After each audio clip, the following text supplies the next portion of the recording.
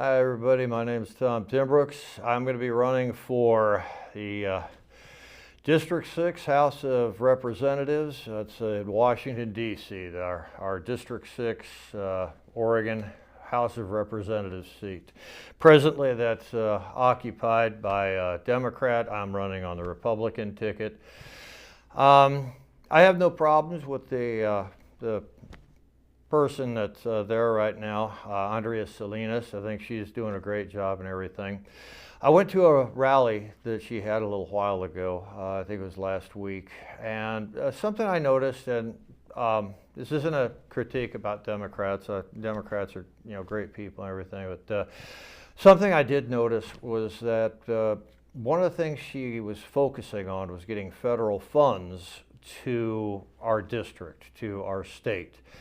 And being a conservative Republican, I tend to think that we should steer away from that. We should steer away from federal funding. We should try to be a more independent self-governing body. And these are typical of the values that the Republican Party has. So let me go ahead and I'll show you a couple of slides that I have here. This is District 6, and you'll see that District 6 has Salem in it. Okay, we've got Yamhill County, Polk County, and a big part of Marion County. And the big value of District 6 is, like I said, Salem. The capital of Oregon is right here in District 6. So that's kind of an important, that makes this a very important district. District 3 is very important also. You got Portland, but yeah, so our district, very important district for Oregon. So I think that anything that happens in District 6 is probably going to echo throughout the whole state. So it's decisions made here in Washington, D.C., as well as decisions made in this district for the state. I think that this is going to be sort of a leader. District 6 will be a leader for the rest of the state of Oregon. So the things that we set up here will propagate throughout the state. So this is kind of an important thing. Now, the whole idea I'm running on is, what do we got here? Got some good stuff written down. Well, I'm running on the whole idea that support the principles of freedom, prosperity, and American values. Now, what do I mean by freedom? In the past several years, some of our freedoms have been taken away from us. One of the most important ones, freedom of speech. Now, the First Amendment to the Constitution states that Congress shall make no law respecting an establishment of religion or prohibiting the free exercise thereof or abridging the freedom of speech or of the press. And what you'll notice recently in the last couple of years is this whole personal pronouns thing. We're getting schools and colleges that are enforcing this whole personal pronoun idea. And so what Congress is doing, Congress is slowly taking away our right, our First Amendment right to freedom of speech. And I have seen video of congressional representatives, people in congressional subcommittees and committees, and they are saying, you are using terms and words and phrases that are offensive to LGBTQ and so forth. And you see, that to me, that is a personal freedom that is being taken away. I don't like the idea of it being taken away. I don't like the idea that somebody could lose their job over the fact that they didn't use the right personal pronoun. They didn't respect a person's personal pronoun choice. This is not a law. It's not a job for Congress to enforce the personal pronoun agenda. It's the job of Congress is to represent American citizens. So That's something that I see. Our freedoms are being taken away from us. Also, social media. You'll notice, okay, in social media, like with Facebook, I've noticed recently there have been a lot of people who have had articles they've posted taken down. Just because, well, Facebook policy. Now, there wasn't nudity or profanity or any kind of horrible pictures or anything. These things just happen to disagree with Facebook policy and YouTube policy as well. Now, today, for the last many years, but today we have more people paying attention to the news that comes in Facebook and other social media platforms like YouTube. I know that I haven't really watched much television in the last, I don't know, 5 or 10 years. I get my news from YouTube, the ABC, NBC, CBS, CNN, Fox. There are a lot of really excellent news sources from YouTube. Now, when YouTube sends out their little bots to go around checking on everything that everybody says, YouTube can censor the media. And when you have a public platform that is acting as the means of news for many, many people, censorship or lack of censorship is critical. You have to allow people to speak their minds. You have to allow people to get across what they want to get across. There are certain words that you can't use on YouTube or you will get defunded. You will get censored. So I think that this is an issue that needs to be addressed. And these are personal freedoms that are being taken away from Americans. The First Amendment is our most dear and important amendment. It's the reason that they put it up there first. People in America need to be able to say what they want, need to be able to worship how they want, need to be able to gather wherever they want. The First Amendment is number one. And so this is something that I will be looking into if I'm elected to the House of Representatives. Now, with prosperity. Now, I have read a book, Adam Smith's Wealth of Nations. Fantastic book. It talks all about the powers of capitalism and free market and so forth. I went ahead and put some slides together for us here. I'm going to see if I can grab those. Okay, and I'm going to keep going for the slides here. Okay, so what we have here, this is the evolution of free market. Okay, so this is the way it happened. A long time ago, 10,000, 20,000, 30,000 years ago, some long time ago, we were all hunters and gatherers.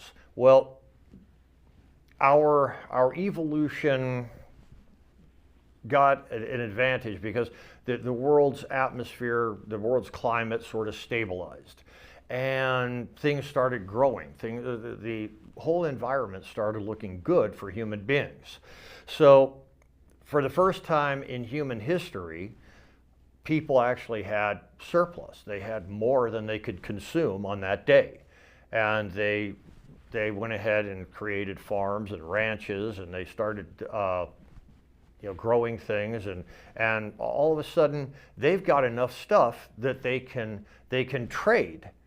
Okay, they can trade. So where are we going to go? Well, let's go to the marketplace. Let's go to the marketplace, and we are going to exchange goods and services at the marketplace. Okay, so the free exchange of goods and services, with the value of goods and services being determined by market value. This is the free market. Okay, now at some point the free market needed to rely on promissory notes, and these are dollars, pesos, yens, pounds, whatever.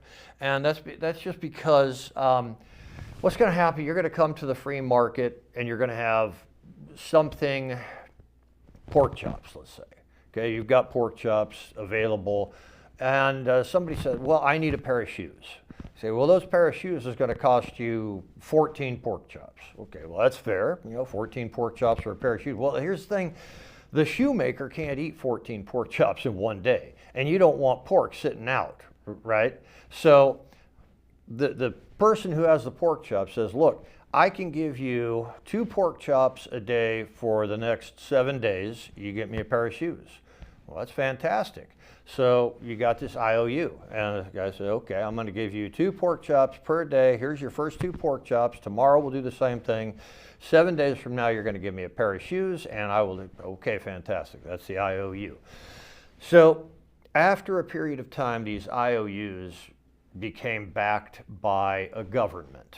And now we call them dollars, euros, drachmas, pesos, whatever. So this is the currency that we use for the free exchange of goods and services. And this is actually where the free market turns into capitalism. And I need to separate the free market from capitalism. Now, they are both interchangeable. Whenever we talk about capitalism, we're talking about the free market. Talk about the free market, we're talking about capitalism. But they need to be separated for the purpose of what the point that I'm going to make in a minute. Now, the free market will exist without capitalism. Capitalism cannot exist without the free market, because capitalism depends on these promissory notes, these dollars, whatever. These promissory notes have value as long as capitalism, or as long as the free market exists. So yes, they do interact, and when you're talking about capitalism, you're talking about the free market, you talk about free market, you're talking about capitalism, but they can be separated from each other, and that capitalism depends on the free market, while the free market doesn't necessarily depend on capitalism. It makes things a lot more convenient for the free market.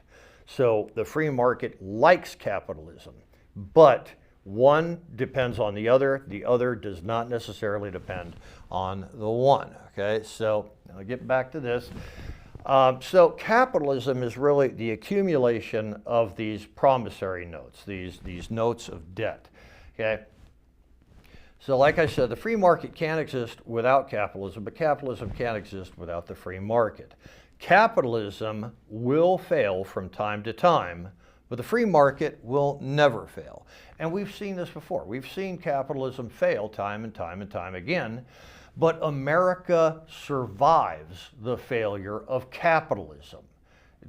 It's happened many times. I mean, we go into a recession, we still have food to eat. We still have water to drink. We still have houses to live in. Some people lose their jobs, but we survive. We're America. This is just a characteristic of the free market. People will always need goods and services, and as long as people need goods and services, the free market will exist. As long as the free market exists, jobs will be available, people will be able to get back to work, and capitalism will restart its little course. So now, what's been happening lately, what I've noticed in a lot of news events and these people, these commentators that get out there and talk about it, is young people are in love with socialism. Young people think that socialism is going to fix all of the problems with capitalism, okay? So I'm going to look at socialism here. Socialism is based on the concept from each according to ability, to each according to need. So in the case of socialism, if I had 14 pork chops and I could only sell 9 of them, I should look to maybe give away the remainder of those pork chops to somebody else who's in need. But yeah, socialism, it's a great concept at a very small level. Let's say the first tribes of people. You'd have maybe 10, 15, 20 people in a tribe. And these are all hunters and gatherers. Well, the hunters would go out, they would hunt, they would bring back food and share with the community. Because you didn't just have one hunting party, you would send somebody this way, this way, this way, and this way. And whichever hunting party came back with food, they would share, because they knew the next time they sent out a hunting party, they might not have the food. They might not bring back food. So when they shared, they had a credit. Okay, this credit was, we shared last week, you share this week, you share this week. Whomever came back with food shared. That's socialism. From each according to their ability. The hunters and the gatherers came with stuff they hunted and gathered, to each according to their needs. These people were unlucky, they didn't get the food. So the sharing community, the sharing economy worked really well. Socialism worked at a very, very low, very small level. But the community got bigger and bigger and bigger. And socialism wasn't working as well because, well, you didn't remember who it was last week that brought back food. And these hunting parties got so big that they eventually became their own villages. So the breakdown of socialism comes with something called economy of scale, okay? So, like I said, subject to economy of scale. What works at a low level falls apart at a high level. Now, what that means is just that something like socialism may work when your tribe is 20, 30, maybe 50 people. But when you're talking about 8 billion people on the planet, socialism is going to have problems, okay? Now, what we call socialism now, what people are calling socialism now is just, it's government ownership of the means of production or government control of the means of production. And this is where I say government control of the means of production is the same thing as government ownership, because you're still controlling it. Whether you own it or the government owns it, it's still being controlled by the government. It's your personal property and they take it from you. So that's what I'm talking about with socialism, and that's going to ruin the free market because it is a planned economy. As whenever the government is controlling the means of production, they are going to use a planned economy. And the planned economy destroys the free market. And with the free market destroyed, capitalism cannot exist because there's no free market. So what happens when capitalism goes away because the free market has been destroyed is that fascism is going to take the place of capitalism. And fascism is just the accumulation of the means of production for all the goods and services. So fascism is really, if you have a socialist economy, you are going to have a fascist government. And the reason for that is just simply this. Fascism is where the government comes in, and just like with Adolf Hitler and his Nazis, the Nazis would come in, the SS would come into your house, to your business, to your job, or in anything that you had that could be considered a private place. The Nazis just came in and they would start looking around at everything that you have. Now let's say you had a barbecue, and this barbecue cost you $6,000. You love this barbecue, greatest barbecue in the world. The Nazis would ask you, how often do you use this barbecue? Well, I probably use it twice a week, maybe once every 3 days. So what the Nazis would do is they would say, well, we're a socialism now, from each according to their ability, to each according to their needs. We know people who need your barbecue, and we're going to take that barbecue from you and bring it back every third day. So 2 days you're not going to have it, 1 day you're going to have it. Okay? And so that works out the first couple times. This guy, well, I'm getting my barbecue back as often as I need it. One day, they bring back not his barbecue, but somebody else's barbecue. Now, he paid $6,000 for this beautiful, wonderful, amazing barbecue, but what he's getting in return is a little barbecue, one of those things from Walmart that costs like $35. They say, where's my barbecue? Well, this is all you really need. But you took my barbecue. It's not your barbecue, it's the state's barbecue. Your property is the state's property. But I had a great barbecue. Well, this is all that you need, okay? To each according to need. And this barbecue is all you really need. The state, the government has decided this is all you need. We're going to take what you have and give you what we think you need. So what happens in fascism is the government is accountable to the government. The only group of people that the government answers to in fascism is other government people. And if the government decides they need your barbecue, your car, your house, your children, whatever the government needs, you are expected to deliver, because that's the way socialism works. Socialism is enforced by fascism.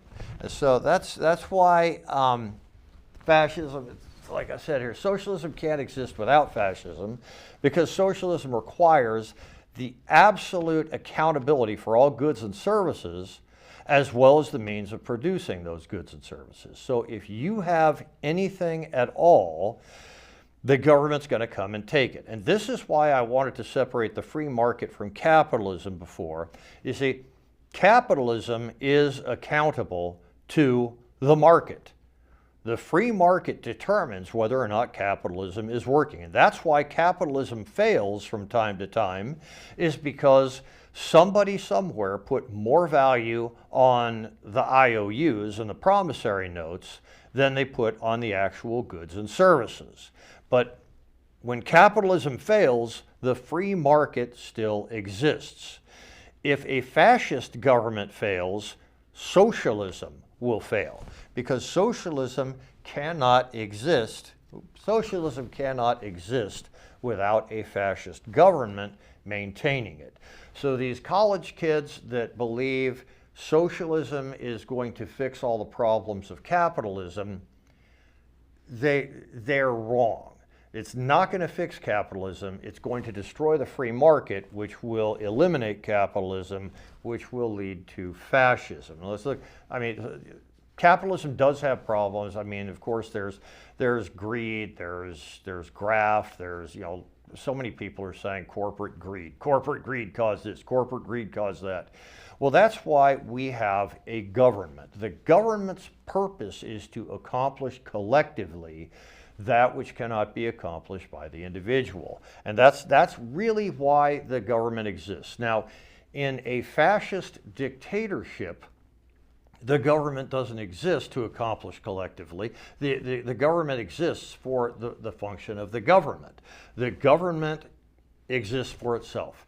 In a constitutional republic like we have here in America now, the government exists to make sure there is a good environment, a healthy environment that can provide people with an opportunity to create goods and to exchange these goods and exchange services for other goods and services and for promissory notes of debt. Okay, so this is what I'm talking about with prosperity. I want to ensure that America stays as far away from socialism as it possibly can. And government control of the free market economy is essentially socialism. Government control is not government ownership, but you don't have to own something in order to control it. And this is the things that I've seen lately is that there's a lot of government control over the free market. And an example of that over here in Yamhill, or I'm sorry, in McMinnville, in Yamhill County. McMinnville is where I live, Yamhill County. There are a lot of taxes being put on corporations. And the whole idea behind that is, well, if we're gonna let you do your business here, you're gonna pay extra taxes. And you see, that to me is that's counterproductive. If the free market can go someplace else and be able to provide the same services and goods, and they can make more money, then they're going to do that. And this is an example of government control, taxation, regulation, things where you have to get some kind of certificate to run your business and so forth. These are things, they're perfectly reasonable, but they can get out of control.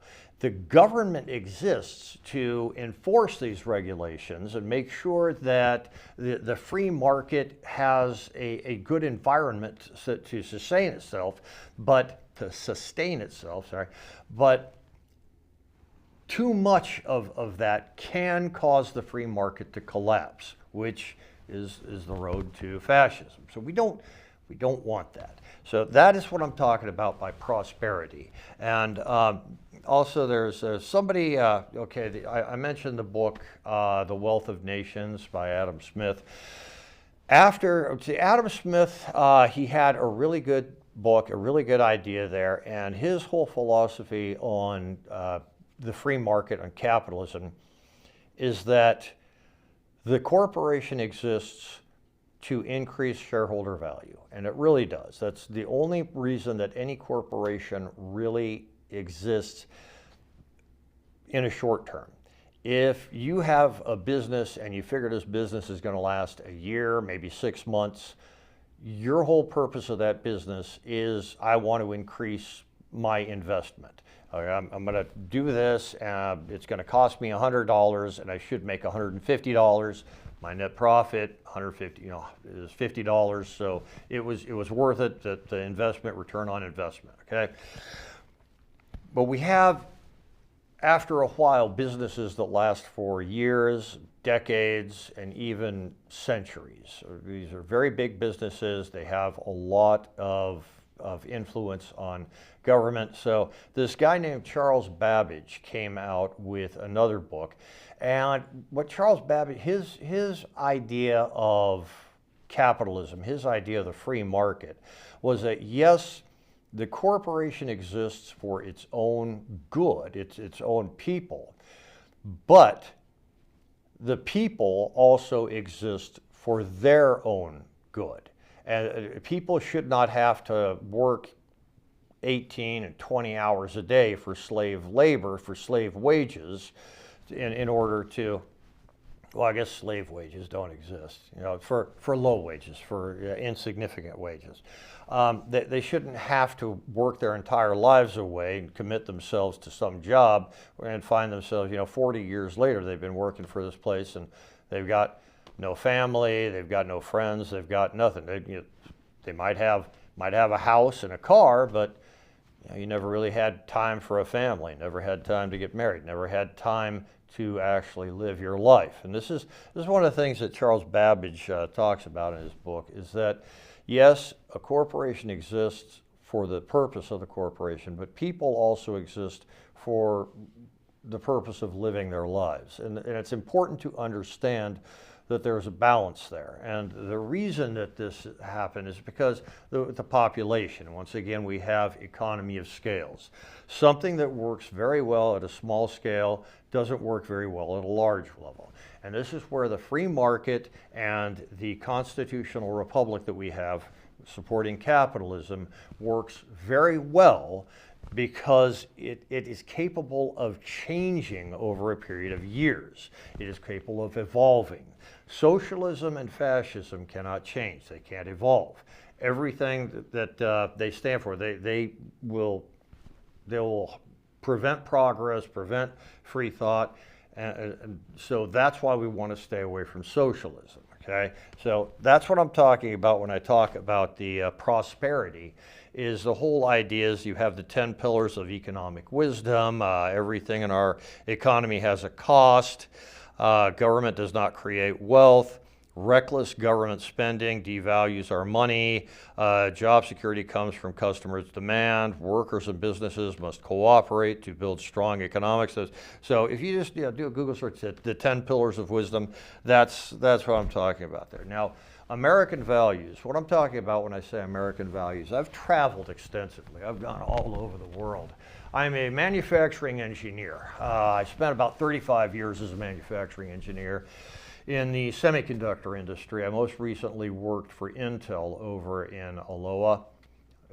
Great, absolutely amazing industry to work in. I love working in the semiconductor industry because so many So many fascinating technologies that are just, I mean, you take these things for granted. Like they'll say, hey, let's go over to the electron microscope, the scanning electron microscope, and let's get a picture of these particles. And I mean, I have actually looked at an image of atoms. How many people are working in a job where they can go look at an image of atoms?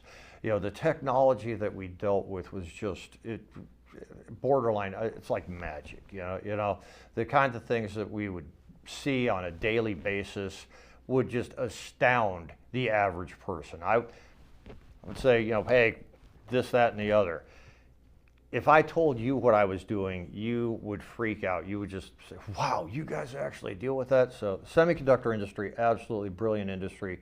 Love to work in there. But as a manufacturing engineer, it gave me a terrific understanding of the types of things that government can do to encourage an environment where free market can expand, can do very well. And right now in Oregon, a lot of companies choose not to set up in Oregon because Oregon is one of the most expensive places to set up a corporation. And what this means is that the government has to come along and basically pay a corporation to set up their business here. We don't want that. We want businesses to want to come to Oregon, set up their business, get workers, pay these workers, and whatever money these workers are paid, that's income. Their income can be taxed, and whatever income they use to purchase things at the grocery store, at wherever they go, buy cars, insurance, houses, and so forth. Whoever it is that profits off the sale of those products is going to be having a job. So one or two corporations setting up their operations here in Oregon has an exponential quality where many people are going to have jobs because of this one corporation. And that's what I want to do. Now, when I talk about American values, one thing that I have noticed about Americans is this, and I'll take you back to a time when I was in the city of Pisa. I was driving through Italy, and I saw, you know, Pisa, they have the Leaning Tower. I'm going to go check out the Leaning Tower of Pisa. I mean, why not? I'm here, right? So I drive over there. I'm looking around for signs that tell me how to get to the Leaning Tower of Pisa. You'd think that they would say, Leaning Tower of Pisa, this way, this way, this way. I didn't find any signs that said Leaning Tower of Pisa this way. What I found were signs that said Milagro de Pisa this way. And I figured, well, okay, that means Miracle of Pisa. That must be the Leaning Tower.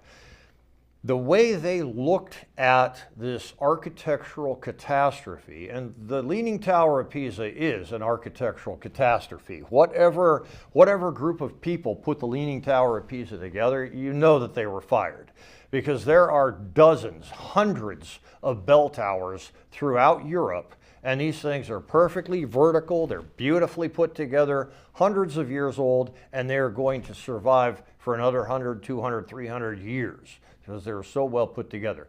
The Leaning Tower of Pisa is an architectural catastrophe. But some marketing individuals got together and said, you know, I'm willing to bet that people will travel halfway around the world to come to our little town so that they can take a photograph of themselves with the tower in the background, and they're doing this thing. Okay, yeah, I'm holding up the Leaning Tower of Pisa, you know, like that kind of thing, right? And if you have ever been to the Leaning Tower of Pisa or seen photographs of people, you will see hundreds of people in the courtyard, and all of them are posing like this.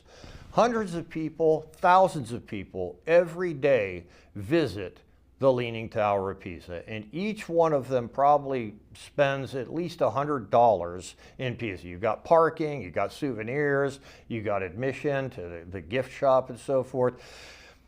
That is a miracle in the catastrophe. You have an architectural catastrophe, but some marketing genius figured out how to turn it into a miracle.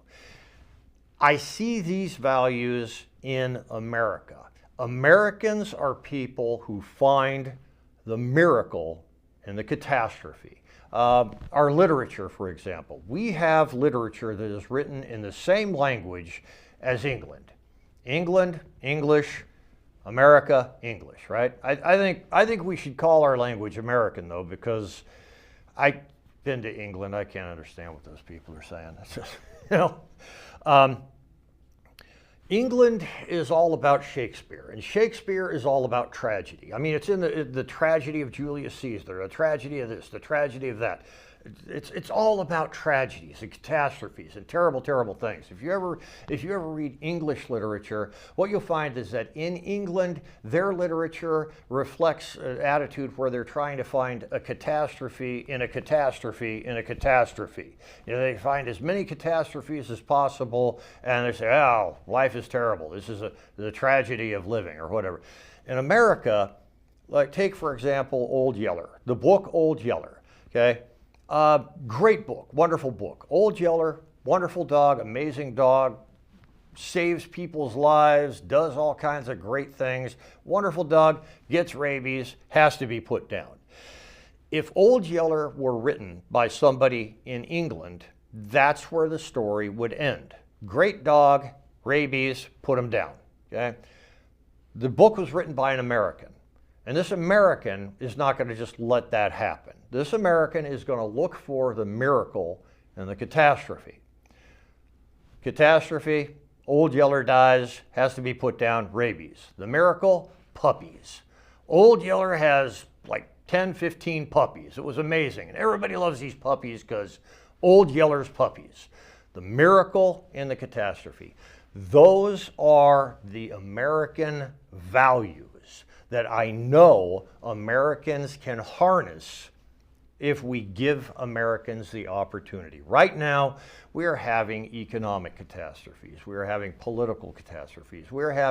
America has always had problems. It's the nature of us. We're crazy people. People who come to America looking for a better way of life, they come here with absolutely nothing in their pockets. I mean, to come to America, you have to be a little bit crazy. You have to be a little bit of a wild card. But that is what I consider to be America's greatest value.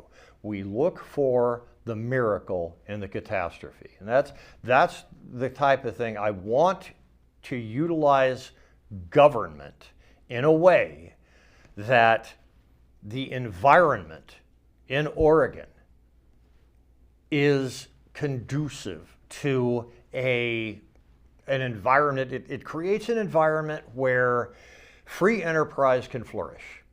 With free enterprise, we have a higher standard of living, we have more money that can be taken in taxes, and we can afford these social programs that Democrats want. So I gotta underline this, I'm not against Democrats. I don't hate Democrats. I don't like the way Democrats are being represented. Okay, Democrats right now, we got a note here, vandalizing of Teslas. Okay, these people vandalizing Teslas. They're, oh, Tesla is bad, Tesla's bad. They're painting them, keying them and all that. That is not the Democrat Party. I don't like the party of Democrats being represented by these people who destroy Teslas. And besides, if you're calling, okay, Elon Musk, if you're calling Elon Musk a Nazi because he founded Tesla, what about Volkswagen? You know, I mean, who founded Volkswagen?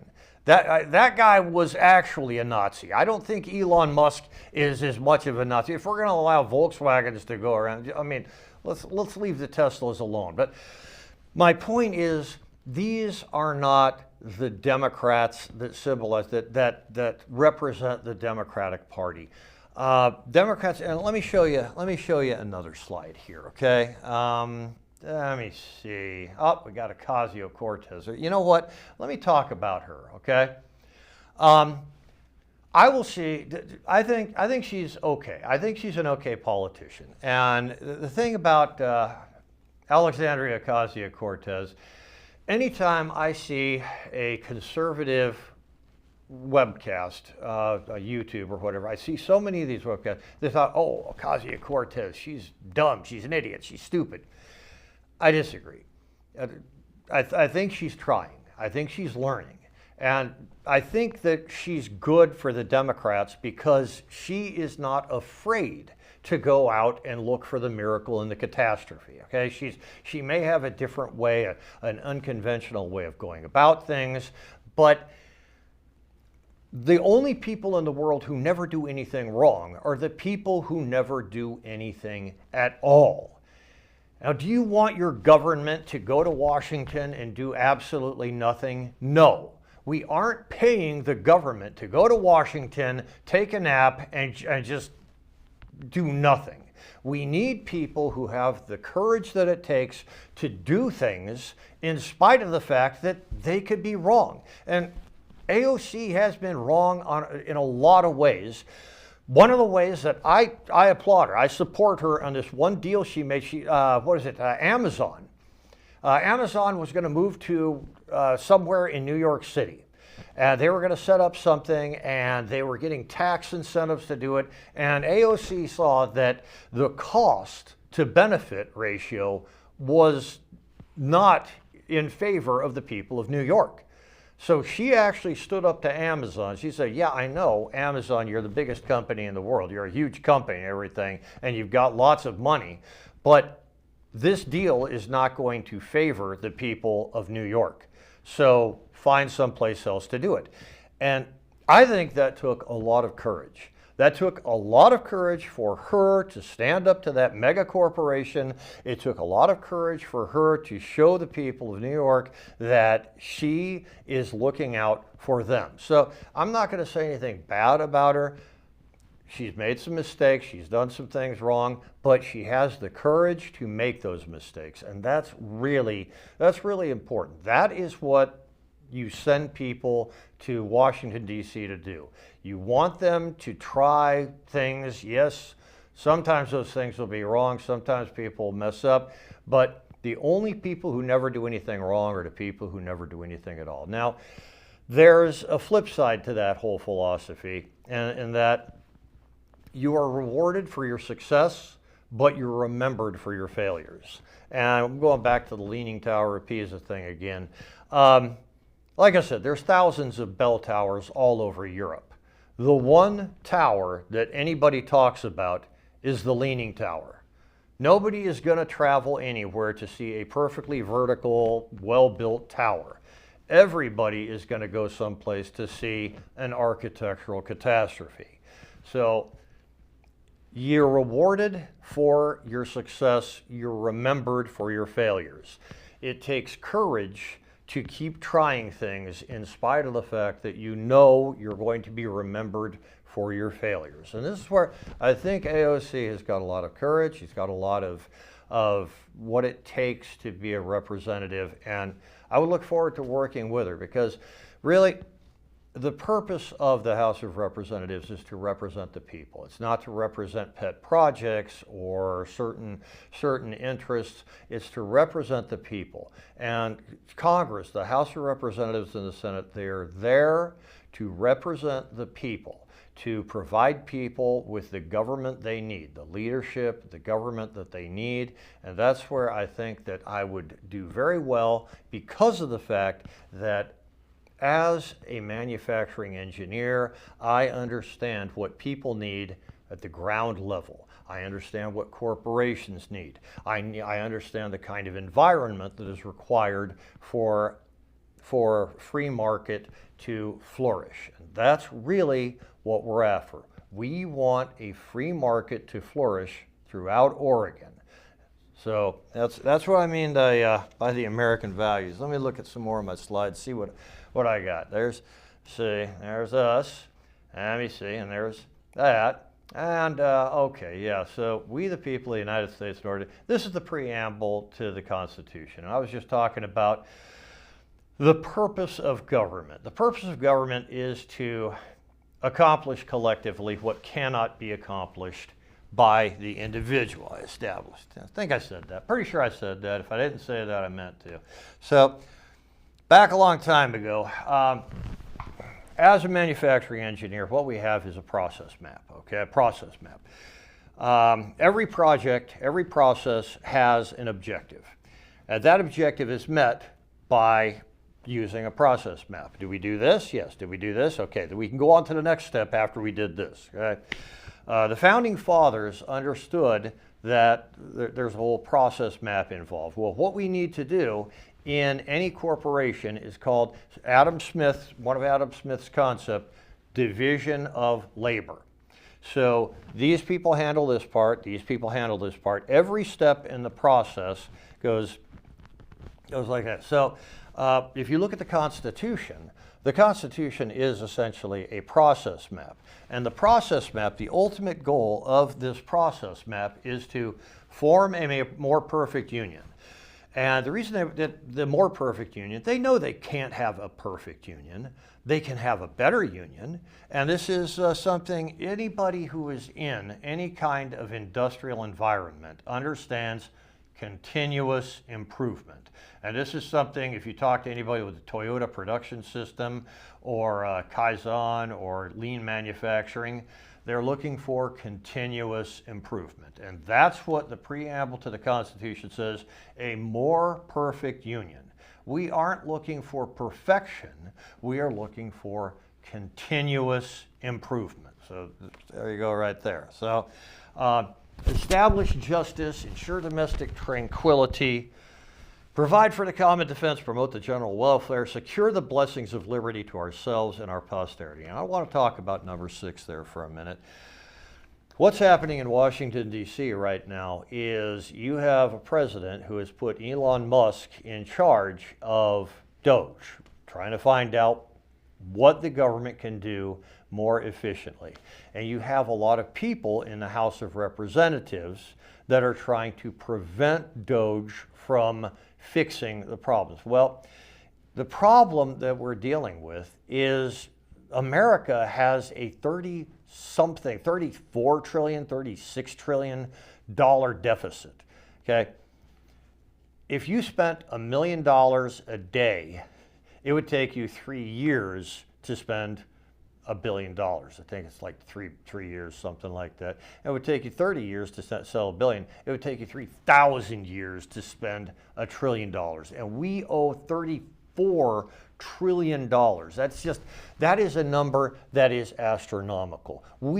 America, it's not if America goes bankrupt, we're already bankrupt. We owe more money than we can ever pay off. Doge is necessary so that America can operate, in American free market economy can continue to operate. We have to pay off that debt. We have to get rid of the debt. Right now, in order to keep our creditors happy, what we're doing is we're allowing countries like China to come in and set up farms. And these farms are incredibly efficient, very, very well run, and they are taking jobs away from American farmers who prefer to do things a little bit differently, a little more organically. So that huge debt is destroying America. And the fact that some of the people in the House of Representatives are working against advancing Doge, that is a problem that's going to keep this debt around. We need people like Elon Musk to come in and look at government efficiency and do these things. We may not like it, but it's necessary. It's the same thing as getting I don't know, a shot for measles or whatever. You may not like it. It has to happen. It'll benefit you in the end. Okay, so let me see. I talked about the anti-MAGA attacks. What was it just recently? There was some woman in a subway car in New York. Some guy's wearing a MAGA hat. The guy's Asian. So he said, she says to him, "You're racist. You're racist because you got a MAGA hat." MAGA people are racist. And he's like, well, I'm not racist. Look at me, I'm Asian. I mean, aren't Asians an oppressed race? You know, so he said, I can't really be racist. Well, she chases him out of the car and tries to get his hat, and she falls down. And you know, this video has gone viral and everything. That train car was full of Democrats, and none of them were trying to get that guy's hat. They were perfectly fine. Okay, there's a guy, he's got a MAGA hat, I'm a Democrat, he's a Republican, I'm going to leave that alone. My point there is, and I said this before, these people do not represent the Democratic Party. And I'm not going to look at those people and say Democrats. I'm going to look at those people and say whack jobs. Okay? I mean, they're just following the cause of the moment. Whatever somebody told them they should do, they're going to go ahead and do. And a lot of these protesters who hang out outside of dealerships and so forth, these anti-MAGA rallies, a lot of these people are paid by the Democratic Party. And this is where I'm going to say, the Democratic Party has a fundraising source called Act Blue. And what Act Blue does is they collect money for the Democratic Party, which is, you know, it's wonderful. You give them your credit card and you say, take this much out of my credit card on a monthly basis, okay? Well, what they've found is that a lot of these people who donate freely to the Act Blue thing have been getting charged more than they agreed to. Hundreds of dollars, sometimes thousands, sometimes tens of thousands of dollars. And so Act Blue is providing the Democratic Party with money so that they can hire protesters to go over to these dealerships and hold signs out and say things. They're hiring people to go to parties, to gatherings where somebody might be, a Republican might be trying to address the crowd, and you got these people in the crowd who are making all kinds of noise. I don't think that's what the Democratic Party wants. I think the Democratic Party wants what all of us want: form a more perfect union, establish justice, ensure domestic tranquility, all that. And we all want the government to work together. This is kind of an important thing. So me being a sort of a middle of the road kind of person, I actually used to be, when I was a kid, I was a Democrat, but that was back when Ronald Reagan was in charge, and I didn't like a lot of things that Ronald Reagan was doing and standing for. And, you know, so also with Richard Nixon, a lot of things that Richard Nixon did, I really didn't much care for. So I became a de facto Democrat because I didn't really like what the Republican Party was doing. Well, recently I've become more of a Republican. My beliefs are aligning more with Republicans. And let's go. I got another slide here. I want to talk about what the Republican values here. And I'm part of the Yamhill County Republican Party. We are committed to limited government, local decision-making, free markets, fiscal responsibility, personal liberty and responsibility. And these are the things that just make perfect sense to conservatives. Now, if you're a liberal, you might not agree with these. And I'm perfectly good with the liberal perspective disagreeing with any of these things. Like, let's say limited government. Okay, I'm a Republican and I'm saying I want the least possible amount of government. Well, a liberal might say, you know, that's not really possible because we have these programs. We have all these programs where people are depending on money coming from the government, so we can't take away the whole government. We need some government. So we'll compromise. Okay, how much government do you need? Okay, let's make a deal. Let's get that much government. You know, because it's our function as the government to provide people with the services they need. Okay, so let's look at the next one there. Local decision making. Now, local decision making sounds fantastic. It really does. But I could see an argument for federal decision making. Now, let's take, for instance, voter registration.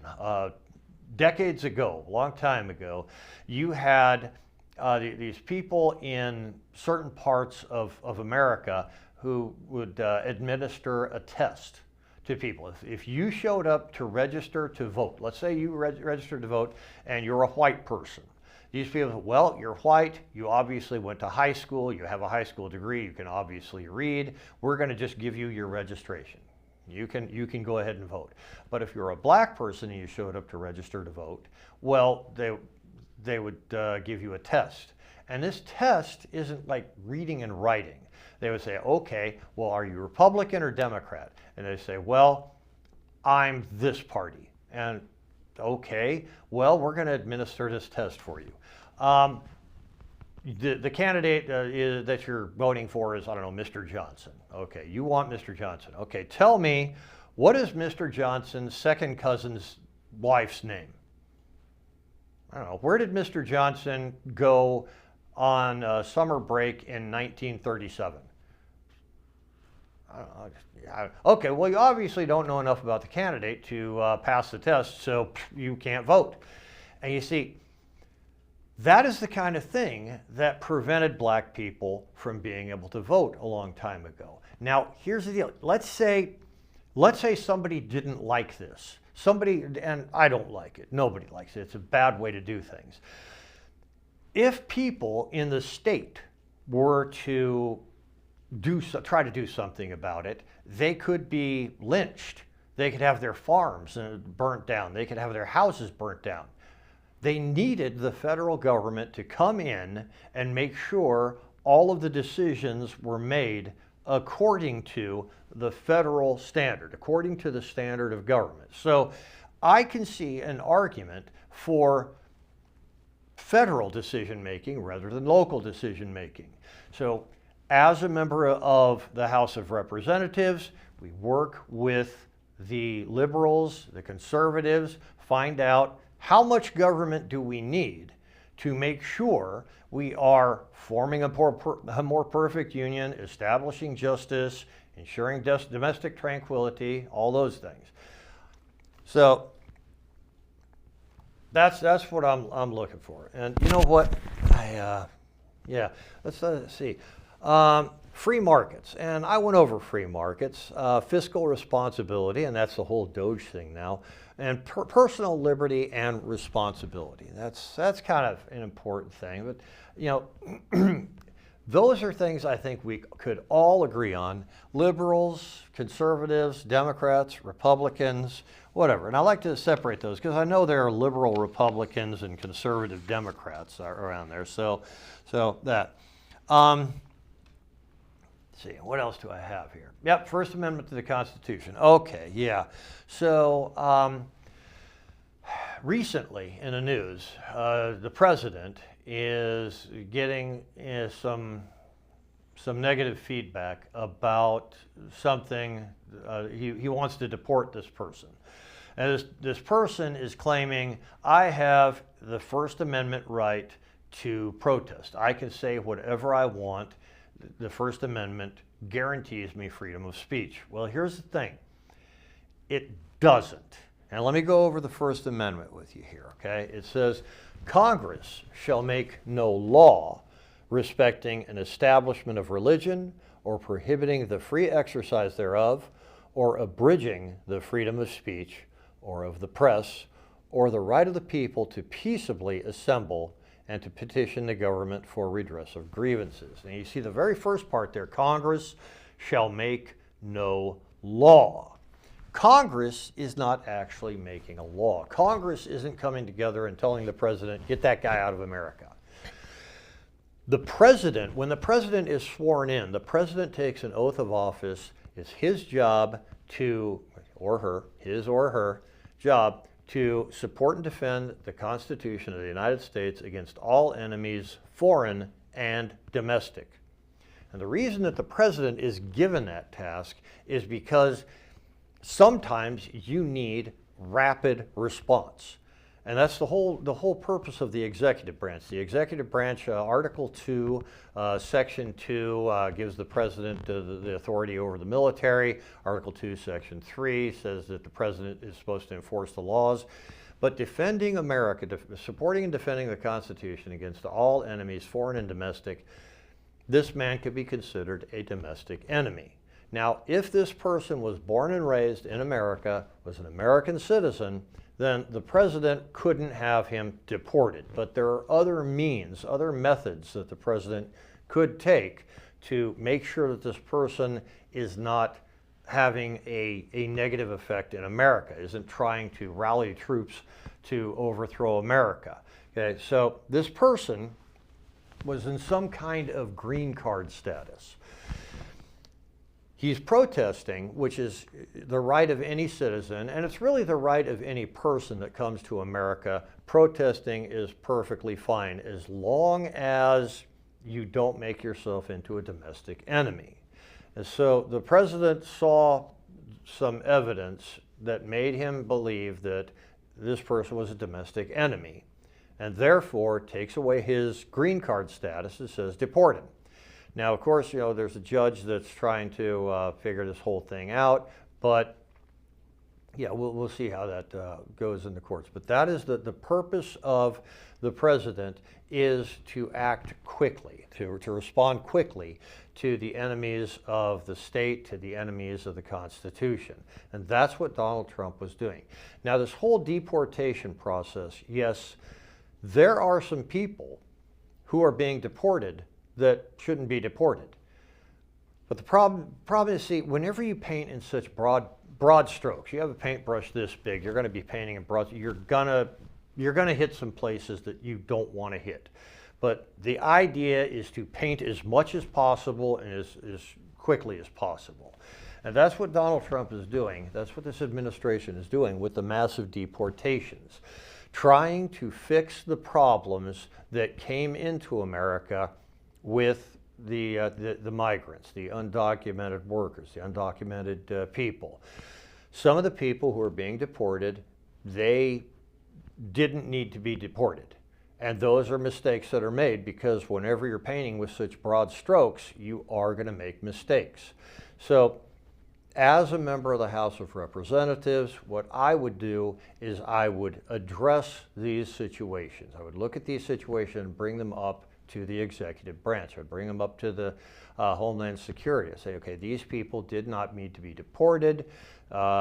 We should bring them back. And I would ensure that these people could be brought back to America. That's kind of what the government is supposed to do. We're supposed to do as much as possible for as many people as possible.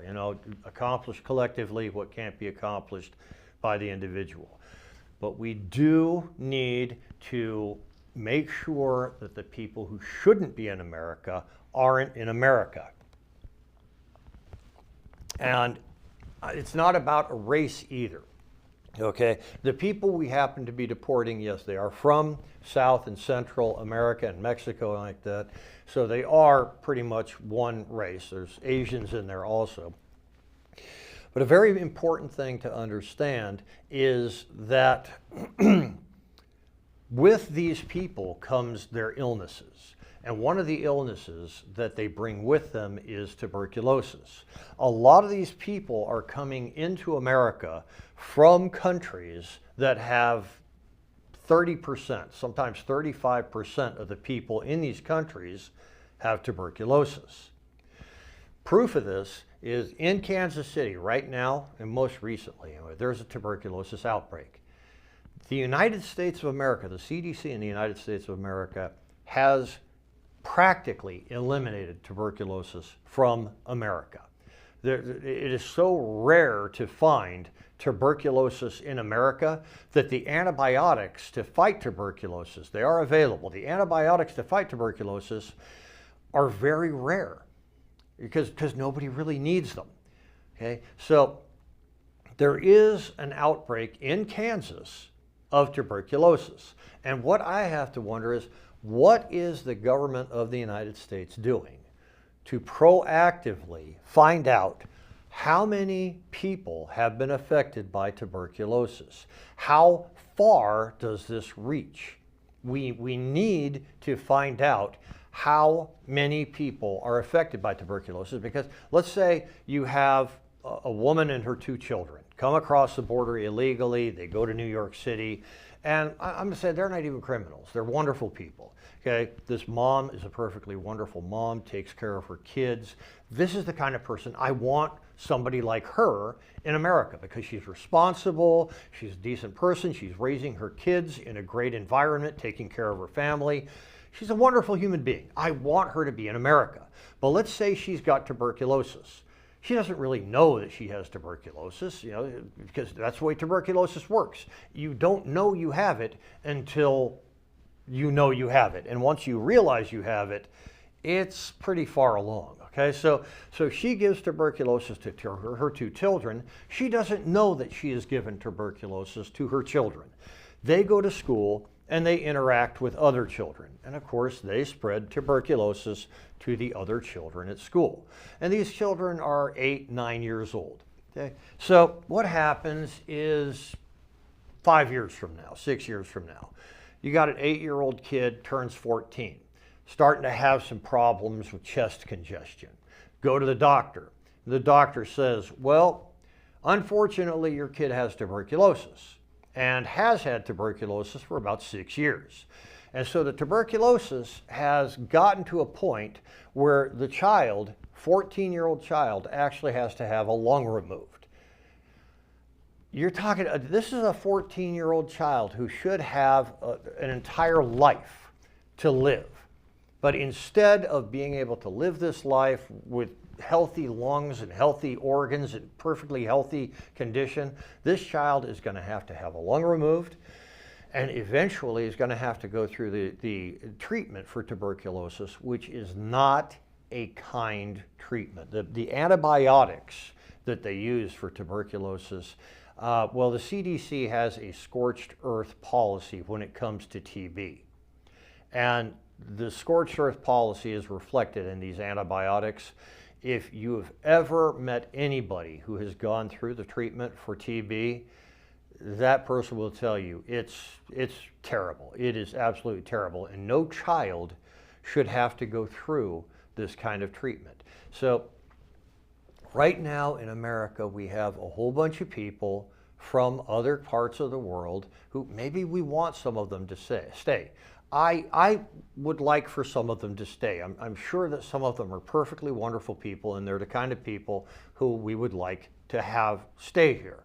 Okay? But because they didn't really go through the vetting process, because a lot of them are criminals, deporting these people is a critical necessity. Now, I don't really like the idea of deporting a whole bunch of people. I would love for these people to stay here in America and just, find jobs, change their way of life, get counseling, go to school, and be great American citizens. Because what statistics will tell you is immigration benefits a free market economy more than it hurts the free market economy. There are arguments and complaints that said, there will be problems, but mostly immigration helps the free market economy. And like I said before, we want to develop the free market economy. We want to create an environment where the free market can flourish. But we also need to protect Americans from diseases, from gangs, from enemies, foreign and domestic. Now, this is the job of everybody in Washington, D.C. Everybody in Congress should be unified in trying to protect Americans from enemies, foreign and domestic, trying to help America to be the best possible America. So that's all I have. That's what I'm going for with with my campaign. That's when I do get to Washington, D.C., those are the kinds of things I'm going to be looking into. I'm going to try to help the free market to develop in Oregon. We're going to look at government policies, deportation, so forth. Try to figure out a way to help the CDC to test people for tuberculosis. Go through the vetting process for migration, because like I said, I have no problem with migrants. I like the idea of migrants coming up here and working. They're good people. But anyways, that's pretty much all I have. I've been here for a little over an hour. They're going to need the studio back. So my name is Tom Timbrooks. I am running for Congress, Oregon's 6th District. I'm a conservative Republican, and I'd appreciate it if you vote for me. Thank you very much.